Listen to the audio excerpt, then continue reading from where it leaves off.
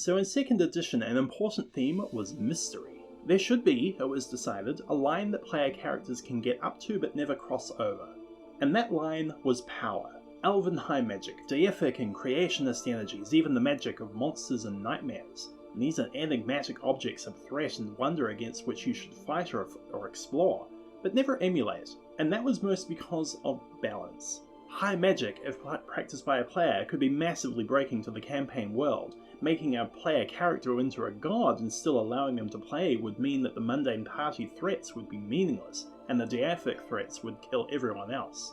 So Mythals were an example of look but don't touch. It was a reminder that no matter how powerful you became, there were heights as yet unreachable in this life or the next. Until 3rd edition. You see, 3rd edition expanded player experience into these areas and more, with the philosophy that you shouldn't limit player choice. There are rules for emulating high magic, for ascending to godhood, for epic magics, even for multiclassing into monsters. And there was even a way for a group of players to create a Mythal.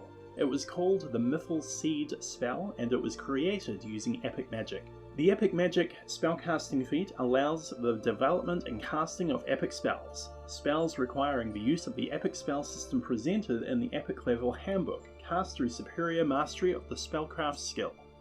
Mystra's ban was never applied to epic spells, even those that duplicate the effects of 10th level and higher spells developed before the fall of Netheril.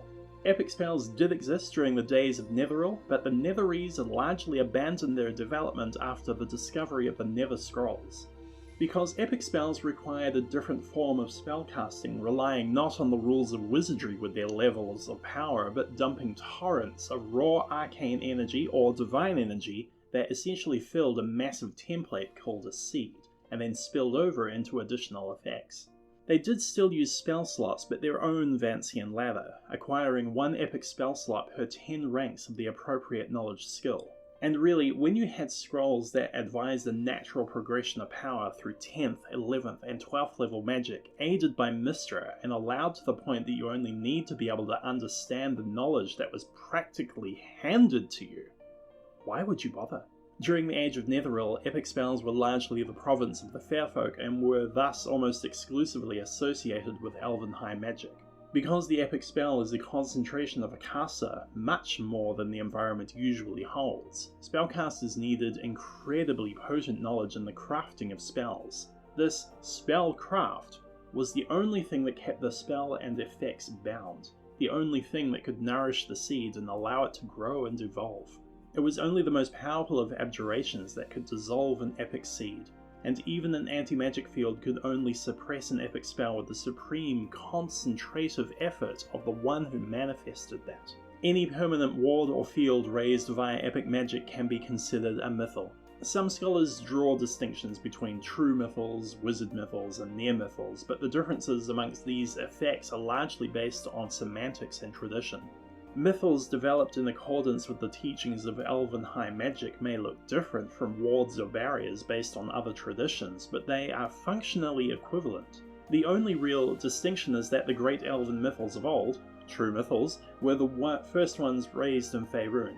They were ambitious and enduring and made sense considering that they were developed and placed by a god of the Lorethian court, and they often covered sizable areas. Mythals still exist in a number of places, and those raised by Elven high mages include Mythdraenor, Mythglaurach, the Elven Court, and others. Seriously, there is a whole list, and considering how badly I just pronounced Mythglaurach, I'm sure you can understand I'm not going to list them all.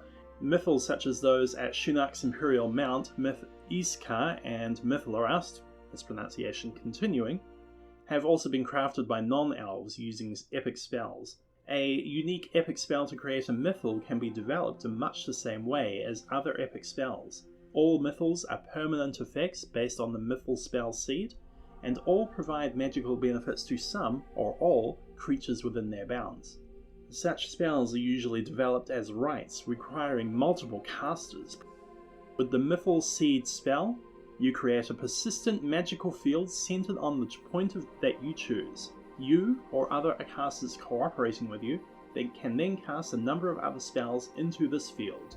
Effects you conclude in your mythal fall into 4 categories: prevalent spells, anointed spells, vanguard spells, and prevalent powers. Your Mythal can include up to one effect per caster level, but each component spell you cast into it affects the spellcraft DC of your raised Mythal spell.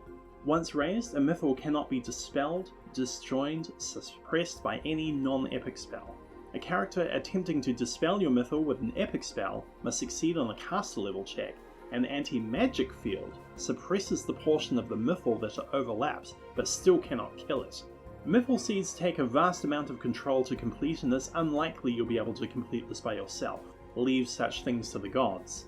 In this, it's possible to create incredibly powerful fields of wonder, but only through cooperation. An adventuring party, by the time they're of the power and experience needed to create these, are also usually joined together in vision and goal, and that alignment is usually enough to create a Mythal. Mythals like the one protecting Mythal were intended to last for the full future of the Elven nations, so idealistically forever. Mythal seeds allow for all aspects of the Mythal's purpose to be changed, and another way to make the Mythal easier to cast was to make it intentionally imperfect.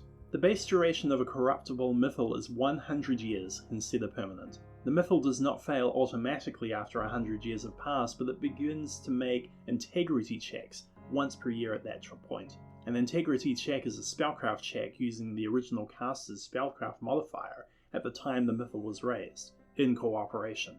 The DC for the check varies with time and circumstances, but initially it equals the Mythal's final spellcraft DC.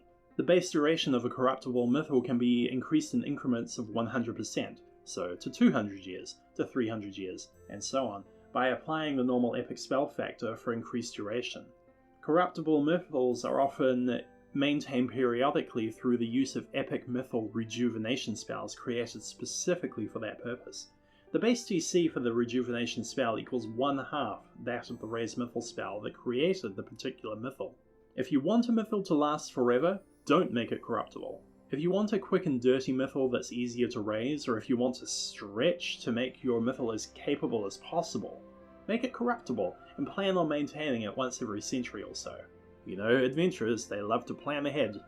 In the 4th Age of Magic, there's no real record of Mythal creation nor Mythals themselves, beyond the knowledge that Mythdranor's Mythal withstood the spell plague. But, I mean, it made sense. Collaborative efforts during the time of the spell plague were largely impossible due to the upsurge of wild and corrupted magic, not to mention the weave itself being infected with what was later identified as the literal madness of the Foul Realm. I don't know about you, but I wouldn't want to share the combined nightmares of a whole group of powerful mages just so I could create an area that's sunny even in winter. In the current 5th Age of Magic, the sage has this to say.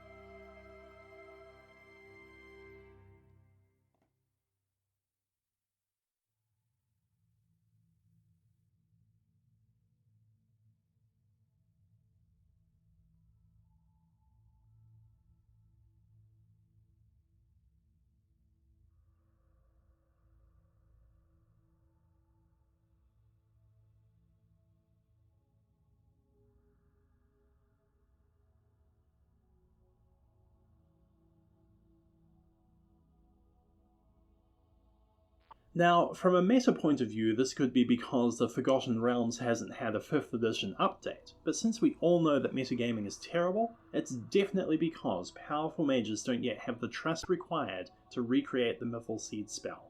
However, although the ruins of Mythdraenor have been destroyed by the crashing of one of the last Netherese cities, the Mythal remains. Mythal magic is eternal. Unfortunately, like all persistent forms of magic, Mythals are vulnerable to disruptions in the weave, and the 2 deaths of Mystra in the past 1700 years have damaged most of the Mythals in the world, causing some to shatter and others to become corrupted. Corrupted Mythals are known to produce areas of wild magic and dead magic, randomly strike invaders with harmful or healing spells, glow with strange colours, or physically alter the forms of those within them. In addition to true Mythals created by Elven high magic, a number of presumptuous spellcasters have attempted to create their own form of Mythals with limited success. These constructions are usually much less powerful than a true mythal and do not last as long. Other magical effects are thought to be mythals, but are actually remnants of divine manifestations or localized quirks of the weave. In the case of Mythal, the mythal was crafted to protect the city and its inhabitants, and the majority of its powers still do so. However, the Cult of the Dragon recently, well, a while ago now, had been able to corrupt the mythal in some way, probably with the aid of the power of the tainted pool of radiance. It is likely that once this influence is removed, the mythal will return to its normal state. However, during the time of the spell plague, think of going back to the terrible metaphor that I once had about the redirection of a caster and the weave turning into a river. These wild magics are like little streams, little capillaries that have been carved out into the rock that the water flows through. If you cause the river to go back to where it was, those streams are still carved out there. If at any point that water is redirected, those streams are once again going to fill with water, much the same way during the spell plague.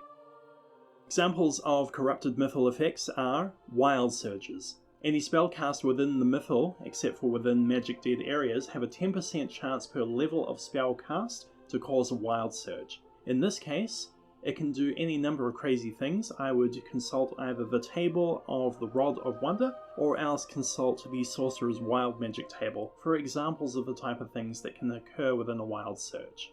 There are also many slowly drifting areas of dead magic within Mythal, varying from a small 5-foot cube to 100 foot to a side. No magical effects work within or can pass through the areas, although an effect with a duration resumes its function once it is no longer in the dead magic area. Each dead magic is surrounded by a 5-foot wide area of wild magic, which is only noticeable from within as a faint shimmering in the air. As these areas move very slowly and are easily avoided in non-combat situations, I would suggest rolling just once per day per a combat to see if one interacts with them. Other suggested corruptions of a mythal are a near reversal or literal translation of the chosen powers that first went into the creation. For example, using Mythal once again, if the mythal can recharge a magic item, then I bet it could overcharge it. Imagine restoring a Staff of the Magi and getting 40 charges instead of 20. Beware though, if the corrupted mythal has a chance of recreating a retributive strike on any item with charges, destroying the item in the process.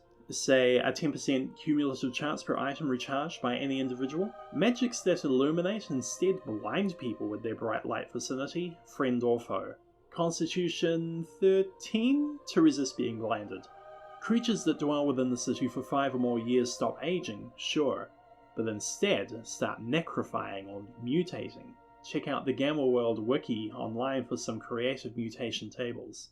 Plane shift spells require no component, but always send you to the abyss. It happens so often that the demons have an auction house built around the exact spot people appear. Ultimately, it's not yet known what the fate of Elvenheim magic and Mythals are, as the main source comes from Forgotten Realms, and they're yet to make a 5th edition continuation. We can dare to dream, however. In the meantime, totally not sponsoring, but I would recommend checking out Kobold Press's third-party D&D 5th edition books. They have a line of deep magic ideas which can include high magic, and they're worth a read. Thank you for embarking on this journey with me, and I hope you like and subscribe if you haven't already. I'll see you all in the next video, which is making me a little bit hungry. To be continued.